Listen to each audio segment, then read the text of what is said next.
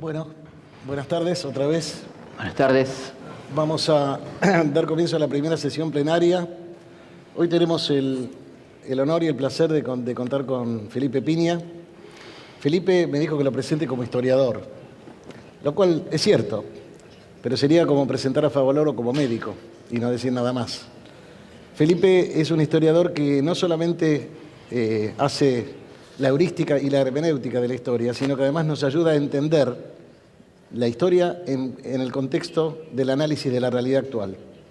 Felipe es autor de numerosos libros, muchos de ustedes los habrán leído, los mitos de la historia argentina, La voz del gran jefe, el libro sobre la vida de Belgrano, Mujeres argentinas, etc. Pero creo que el gran mérito de Felipe es que ha sido un formidable comunicador de la historia y que hizo que muchos jóvenes se acercaran a la historia a través de sus programas con Pergolini y otros programas, sus columnas en la radio, etc. Para nosotros es un verdadero placer. Le hemos pedido a Felipe que no nos venga a hablar de historia en general, porque finalmente este es un simposio que tiene vinculación con las enfermedades infecciosas. Así que yo le dije a Felipe, ¿qué te parece si hablamos de las enfermedades infecciosas en la historia argentina? Y un buen punto de partida, tal vez, si te parece, podría ser la fiebre amarilla. Sí, antes la epidemia de cólera, que se da en 1867, terminaba la presidencia de Mitre, arrancaba la de Sarmiento, en un contexto de una ciudad tremendamente insalubre, que no tenía las más mínimas prevenciones contra las infecciones, tenía cantidad impresionante de basurales sin control. Todo lo que se hacía con la basura era aplastarla con unas piedras aplanadoras. El riachuelo estaba completamente contaminado por los basurales, por los saladeros que arrojaban todos los desperdicios, las vísceras al agua. Los cementerios no tenían reglamentación, había uno solo, que era la Recoleta, y se enterraba a los muertos muy cerca de la superficie, con lo cual cuando había alguna inundación, la gente llevaba una grata sorpresa de encontrarse una calavera o algo así por la calle, no muy agradable. La ciudad olía muy mal, así que los Buenos Aires no eran tan Buenos Aires, y todo esto llevó a esta primera epidemia de cólera que se expandió por gran parte del país y que tuvo más o menos unos 4.000, 5.000 muertos en total, sin que el Estado reaccionara y que empezara a funcionar un sistema bastante particular donde el Estado evidentemente se sentía como que estaba bien lo que estaba pasando, que se crearan juntas municipales, o sea que los vecinos se hicieran cargo de la prevención y atención de los enfermos, ¿no? Esto se fue institucionalizando, digamos, se fueron creando comisiones municipales que funcionaron luego en el caso de la fiebre amarilla, o sea que esto fue muy grave.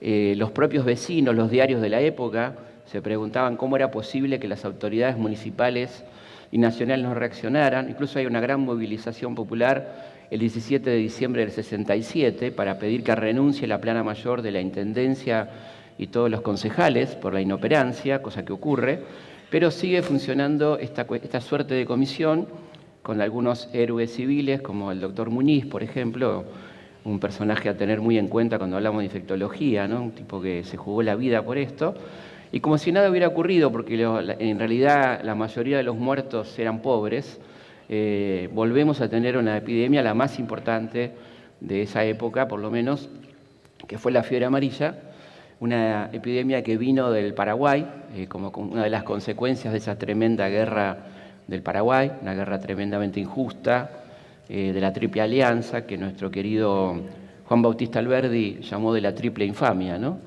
Donde quedó destruido un país como el Paraguay. La Argentina no obtuvo grandes ventajas de esa guerra y además en los barcos en los que venían los combatientes venía el vector de la fiebre amarilla, que no era otro que la Aedes aegypti, este mosquito que se ha hecho nuevamente célebre, ¿no? Bueno, comienza esta epidemia que va creciendo notablemente, provocando situaciones sociales altamente interesantes. Interesante en historia no quiere decir bueno, quiere decir interesante. Por ejemplo, reacciones xenófobas porque ellos entienden que los culpables de la peste son, por un lado, los afrodescendientes y por otro lado, los inmigrantes italianos. Hay toda una campaña contra los italianos, contra los africanos. Creen que la cuestión es una cuestión de contagio, ignorando algo que se va a descubrir 10 años después por el doctor Finlay en un congreso en La Habana, donde él descubre que esa enfermedad se transmite por este mosquito vector. Pero entre tanto empiezan a ocurrir estas muertes, hay una gran desolación. Nuevamente, las autoridades nacionales están ausentes, las autoridades municipales están ausentes. Ocurre un episodio inédito. El presidente de la República y el vicepresidente huyen, se van de la ciudad, Sarmiento y Alsina, dos calles paralelas, se van de la ciudad, dejan a la gente al libre albedrío, que no era muy libre, era el peligro de la muerte inminente, que iba creciendo. Por ejemplo, un día pico hubo 530 muertos en un solo día. El cementerio de La Recoleta colapsó, los hospitales estaban completamente colapsados, nadie sabía muy bien qué hacer. Se forman nuevamente las comisiones municipales, hay una gran movilización a Plaza de Mayo de 8.000 personas, que para la época era una verdadera multitud, y justamente cuando se conoce que el presidente ha huido, el presidente Sarmiento, y bueno, comienza entonces la gente a organizarse. Se tiene que abrir un nuevo cementerio, que es el Cementerio del Oeste, el lugar que recordaba Miguel Cané en su libro Juvenilia, que seguro muchos han leído. Un embole, ¿se acuerdan de Juvenilia? Embole, pero patético, que hablaba de los chicos del Nacional Buenos Aires que iban a la quinta de los vascos, que robaban sandías, ¿no? Se deben acordar, algunos se deben acordar de esto. Bueno, esas tierras, esas chacras, las chacaritas, ahí se va a fundar el Cementerio del Oeste, que se va a inaugurar con esta cantidad impresionante de muertos de la fiebre amarilla, que son trasladados por el tren de la muerte, ¿no? Un tren que partía del Abasto, de lo que era la calle América, que hoy es la avenida Pueyrredón, y Corrientes, un tren que solamente conducía muertos y que tenía emblemáticamente como locomotora a la porteña, la primera locomotora nacional del primer tren argentino que llevaba muertos sin cesar al nuevo cementerio del oeste, ¿no? Así nace la Chacarita, inundada de muertos de la fiebre amarilla. El total de muertos son más de 13.000, casi 14.000, 13.600 aproximadamente. La mitad son niños, ¿no? Es una cosa tremenda, y la mayoría de los muertos son afrodescendientes. Por eso cuando alguien pregunta por qué Buenos Aires no tiene negros, dice la gente comúnmente, ¿no? Correctamente dicho, afrodescendientes. Bueno, este fue el último golpe a la etnia, ¿no? Africana o descendientes africanos, una etnia que venía padeciendo mucho desde la época de la colonia. Recordemos que Buenos Aires era un centro esclavista muy importante, un centro de distribución. Acá llegaba la gente traída de Angola, de Mozambique, básicamente esclavos, como se dice, digamos, inmigrantes involuntarios, ¿no? Que venían en condiciones infrahumanas en los barcos. Los barcos se sobrecargaban porque llegaba la mitad de la carga por las pésimas condiciones, mujeres, niños, hombres, y Buenos Aires distribuía entonces a población esclava para los distintos confines. Para que tengan una idea, en 1810, el año de nuestra revolución, el 40% de la población era afrodescendiente, ¿no? Esclavos, básicamente. Después, las malas condiciones de vida, la alta mortalidad infantil, que era alta en general, pero en particular con la población esclava, la participación en las guerras de independencia, porque muchas familias llamadas patricias, vaya a saber por qué, ¿no? Porque patricias se supone que son los patriotas, los fundadores de la patria, en vez de mandar a sus hijos varones a pelear, mandaban a los esclavos. Hasta que San Martín hizo un decreto muy interesante que decía que por cada niño que no vaya a pelear tenían que ir 3 esclavos, y ahí se lo pensaron porque los esclavos eran caros, ¿no? Ahí les agarré un poco más de patriotismo. Después murieron muchos en las guerras civiles, otros tantos en la tremenda guerra del Paraguay, y el golpe final fue la muerte en masa en esta epidemia de fiebre amarilla. Estamos hablando del año 1871, donde el foco infeccioso estuvo centrado en Montserrat, San Telmo, el centro, Barracas, donde vivía la élite en un principio también, ¿no? En sus grandes caserones, era el centro del poder. Una de las consecuencias económicas, sociales de la fiebre amarilla fue el abandono de las grandes mansiones por parte de estas familias y convertirlos en un negocio extraordinariamente rentable que fueron las casas de alquiler, que rápidamente fueron llamadas conventillos, como pequeños conventos, digamos, por la cantidad de celdas, de habitaciones pequeñas en que fueron subdivididas los grandes salones de estas mansiones, ¿no? Ahí entonces hay un traslado poblacional, que esta gente va a vivir a la zona norte del Gran Buenos Aires, a la zona norte de Buenos Aires, Recoleta, Palermo, Barrio Norte, abandonan el centro y empieza este negocio del conventillo, que también será una cuestión muy interesante para la infectología, ¿no? Porque también es un foco infeccioso, con pocos baños, carísimos.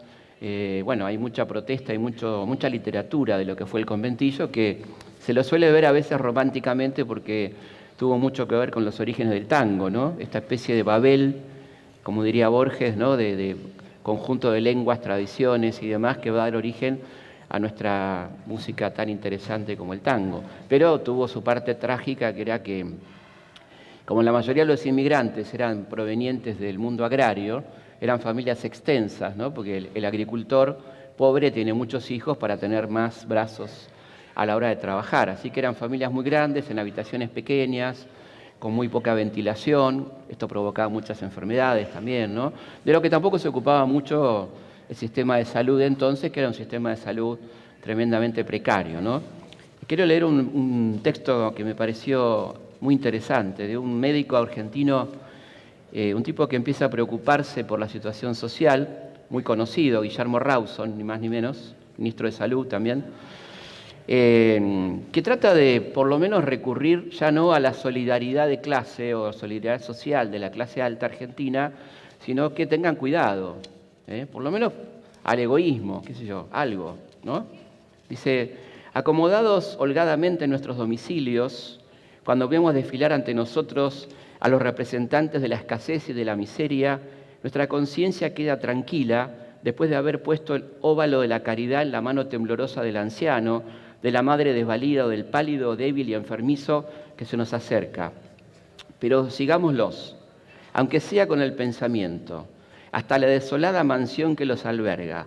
Entremos con ellos a ese recinto oscuro, estrecho, húmedo e infecto, donde pasan sus horas, donde viven, donde duermen, donde sufren los dolores de la enfermedad, donde los alcanza la muerte prematura. De aquellas fétidas posilgas, cuyo aire jamás se renueva y en cuyo ambiente se cultivan los gérmenes de las más terribles enfermedades, salen esas emanaciones, se incorporan a la atmósfera circunvecina y son conducidas por ella tal vez hasta los lujosos palacios de los ricos. Un día, uno de los seres queridos del hogar, un hijo, que es un ángel a quien rodeamos de cuidados y de caricias, se despierta ardiendo con la fiebre y el sufrimiento de una grave dolencia. Aquel cuadro de horror que hemos contemplado un momento en la casa del pobre. Pensemos en aquella acumulación de centenares de personas de todas las edades y condiciones, amontonadas en el recinto malsano de sus habitaciones. Recordemos que allí se desenvuelven y reproducen por millares, bajo aquellas mortíferas influencias, los gérmenes eficaces para producir las infecciones, y que ese aire envenenado se escapa lentamente con su carga de muerte, se difunde en las calles, penetra sin ser visto en las casas, aún en las mejor dispuestas, que aquel niño querido, en medio de su infantil alegría y aún bajo las caricias de sus padres, ha respirado acaso una porción pequeña de aquel aire viajero que va llevando en todas partes el germen de la muerte. Esto escribía Guillermo Rawson en 1885, apelando un poco, aunque sea al egoísmo, pero ni siquiera así tuvo suerte porque el Estado siguió sin intervenir y seguirá hasta 1907, cuando se produce la extraordinaria huelga de inquilinos, una huelga que va a ser modélica para el mundo, se va a reproducir en Nueva York, se va a reproducir en Londres, pero originalmente nace en Buenos Aires, que consiste en la protesta de los inquilinos, los habitantes de conventillos, por las malas condiciones de vida, lo caro que era eso, y se concreta en una gran manifestación de mujeres y niños portando escobas, con el eslogan de barrer la injusticia del mundo. Y esta huelga, que es muy importante, logra que se empiece a ocupar el Estado, la prensa, la llamada gran prensa, de los problemas de los inquilinatos, y empieza a haber inspecciones y exigencias que van mejorando lentamente la calidad de vida, pero tendremos que llegar hasta 1907, ¿no? Así que uno de los reclamos era, por ejemplo, las aguas corrientes, las cloacas, ¿no? Cosa que no se emprenderá, se comenzará en 1890, pero adivinen en qué barrios empiezan a colocarse las cloacas. Ya se dieron cuenta, ¿no? Bueno, pero no, en Barrio Norte, Recoleta, efectivamente, ahí comienza el sistema cloacal y recién se extenderá a partir de 1930 aproximadamente, y aún tenemos lugares en la capital, no hablemos de la provincia, donde no tenemos servicios cloacales. Así que creo que es interesante entonces ver este episodio, un episodio puntual de lo que fue la historia en Argentina. Y en medio de todo eso quería recordar a la figura de Muñiz, ¿no? Muñiz es un médico que integraba aquella comisión municipal, un héroe civil que se mete en los conventillos, que trata de ayudar a la gente.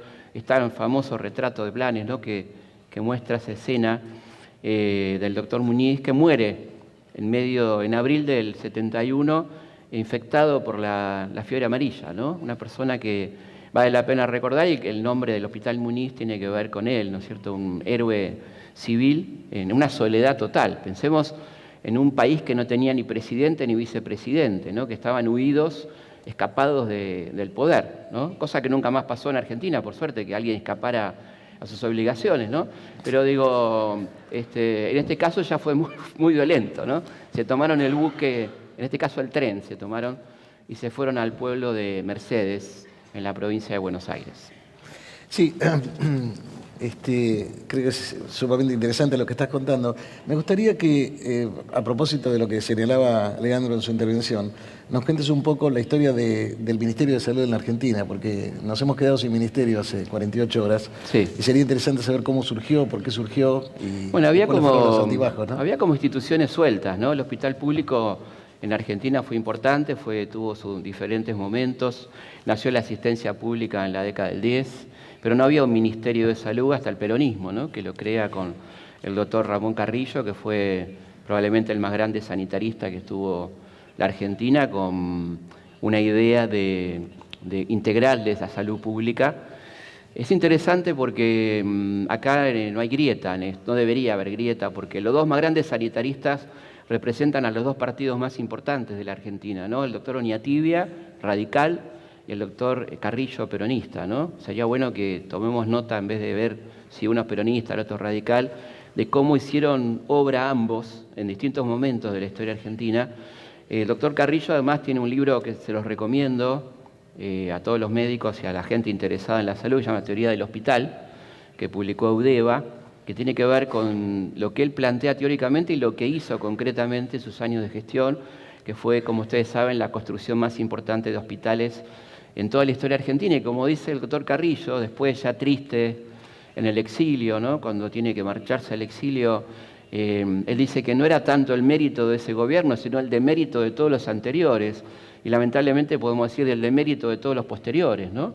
Que no se construyeran más hospitales y que quedara tan destacado ese momento de la historia. Una de las cosas que plantea Carrillo es la prevención, en un criterio muy interesante, ¿no? Muy desde el punto de vista productivista y económico, donde él dice que al Estado le sale mucho más barato prevenir que curar, usando la famosa frase histórica, y habla de la prevención primaria, atención primaria de la salud, crea el tren sanitario que recorría el país, ¿no? Con oftalmólogos, dentistas, que creo que por suerte se está volviendo a poner en práctica. Se hizo durante mucho tiempo la fundacional. Bueno, fue una obra gigantesca la que hizo Ramón Carrillo en aquel momento. Y después creo que el otro vinieron momentos muy tremendos, ¿no? Todo lo hecho por Carrillo fue desarmado por la llamada Revolución Libertadora. Incluso estaba en marcha en ese momento, bajo el impulso de Eva Perón, que le importó mucho la salud pública, el hospital de niños más grande de América, que se iba a llamar el Hospital María Duarte de Perón, de 3 cuerpos. Cuando asumió la Libertadora, suspende la finalización de 2 hospitales gigantescos, uno el Juan Domingo Perón, que es el famoso elefante blanco, y el otro este hospital. Se suspende cuando estaba comprado el material quirúrgico. El revanchismo de la Libertadora llega a la quema de material quirúrgico, sábanas Y una cosa tremenda, con consecuencias y que tiene que ver con lo que estamos hablando, la destrucción de 12 pulmotores, porque tenían el logo de la fundación. Y lamentablemente para el país, en el año 56 hay una tremenda epidemia de polio y muchos chicos mueren por no tener pulmotores que habían sido destruidos por estos energúmenos que decían que en realidad no terminaban los hospitales porque iban a servir de memoria eterna a dos figuras tan nefastas como la de Perón y Evita, ¿no? Por eso se suspendió la construcción de esos hospitales. Uno terminó siendo el albergue Warnes, y otro es el Elefante Blanco, que pueden ver la película, también un lugar de ocupación, de viviendas precarias y demás, ¿no? Algo verdaderamente tremendo. Recién con el gobierno del doctor Ilia, gran médico también, un médico ferroviario, que no le cobraba a sus pacientes, un tipo muy querido en la localidad de Cruz del Eje, aunque hay que ser justos con Pergamino, porque él nació en Pergamino, en realidad toda la gente creía que era cordobés, pero hizo su carrera en Córdoba y ahí se convirtió en médico social, digamos. Cuando llegó a la presidencia le dio una enorme importancia a la salud pública, igual que a la educación pública, un altísimo presupuesto, uno de los presupuestos más altos de la historia argentina en salud y educación. Entre los dos estábamos cerca del 20 y pico % del PBI. Y a la ciencia y la técnica, ¿no? Todo esto. Y tenía un gran sanitarista, que era Oñatibia, que hizo muchas cosas por la salud pública, entre ellas nada más y nada menos que la primera y única ley de medicamentos, bueno, después otra ley de medicamentos interesante, pero la primera gran ley de medicamentos con un vademecum que reducía de 13.000 a 400 los medicamentos básicos sociales, con un estudio extraordinario hecho por la UBA, donde se sacaba el costo real del medicamento, y esto, bueno, preocupó mucho a los grandes laboratorios, que fue una campaña feroz contra el doctor Ilia a través de los medios, ¿no? Encabezada por el ingeniero Álvaro Alzogaray, que decía que si la Argentina sancionaba la ley de medicamentos, nos caíamos del mundo, frase que nunca más se repitió, ¿no? Es impresionante la valentía y el coraje del doctor Ilia, que tuvo valentía para muchas cosas, ¿no? No solamente para la ley de medicamentos, sino para, por ejemplo, suspender los contratos petroleros que había firmado Frondizi, o enfrentar a los Estados Unidos en el tema de la invasión a Santo Domingo. Bueno, un hombre muy valiente, al que lo llamaban la Tortuga. Como decía el querido Tato Bores, el problema con Ilia era que era muy lento y los que vinieron después fueron demasiado rápido, ¿no? En el peor sentido de la palabra rápido. Y la verdad que de Tortuga no tenía nada. El país creció en un año el 10% del PBI con el doctor Ilia, ¿no? Y redujo su deuda externa notablemente. Hacemos 30 segundos de silencio, ¿no? Y sobre todo porque se trata de un radical, ¿no? Es interesante esto.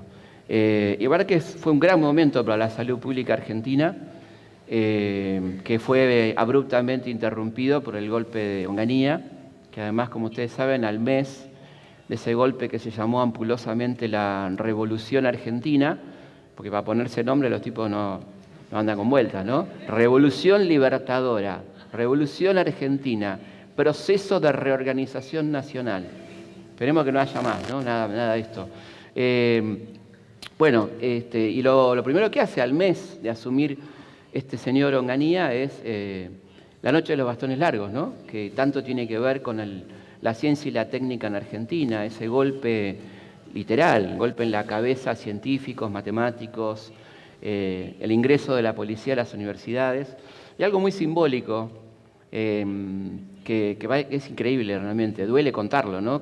La Argentina, durante el gobierno de Ilia, entre el gobierno de Frondizi y el de Ilia, había adquirido la primera computadora científica de toda América Latina, que por el ruido que hacía era un aparato que hoy tiene una memoria infinitamente menor a la de cualquier celular de los que tenemos acá, pero que era en ese momento una importante calculadora científica, hacía un ruidito que a los científicos les sonaba a la canción Clementine, y por eso le pusieron Clementina. Y Clementina era el orgullo, ¿no?, de la Facultad de Ciencias Exactas, y cuando se producen los 8 bastones largos, y estas bestias entran y la rompen, le pegan bastonazos a Clementina, ¿no? Es algo muy impresionante lo que hemos vivido en Argentina y el ataque a la ciencia, ¿no? que parece no tener fin, ¿no? Pero que tiene en estos momentos algo muy, muy increíble, ¿no? Creo que fueron dos grandes momentos luminosos de la historia argentina los que habría que revisitar y entender que la salud es una parte fundamental, ¿no? de a donde deberían ir nuestros impuestos, que cada vez son más altos, por otra parte, ¿no? La Argentina está entre los países con más imposición por ingreso del mundo. Tenemos un nivel de impuestos equiparable a los países nórdicos, con un nivel de devolución de prestaciones que está a nivel de los países de África, ¿no? Creo que sin ningún desprecio a los países de África, quiero decir, sabemos lo que implica vivir en Noruega y lo que implica vivir en Tanzania, ¿no? Quiero decir, a eso me refiero, básicamente. Sí, Felipe, creo que vale la pena recordar que una de las medidas que tomó el gobierno de Onganía fue eliminar el Ministerio de Salud dentro de la planilla del ministerio, ¿no? El gobierno de Onganía eliminó varios ministerios, entre ellos el de Salud y el de Educación, que pasaron a estar subsumidos en otras áreas. El Ministerio de Educación quedó bajo el área del Interior, ¿no? Una cosa que era el que manejaba la policía, o sea que era algo como realmente simbólico. Y también suprimió efectivamente el Ministerio de Salud. Y por supuesto, el gobierno de Onganía, el segundo decreto que firma, luego de se nombra presidente de la República al general Onganía, fue la cancelación de la ley de medicamentos firmada por el doctor Ilia, ¿no? Bueno, Felipe, la verdad, un baño de historia. Muchísimas gracias y Muchas gracias. te esperamos en una próxima vez. Gracias. Bueno, gracias, querido.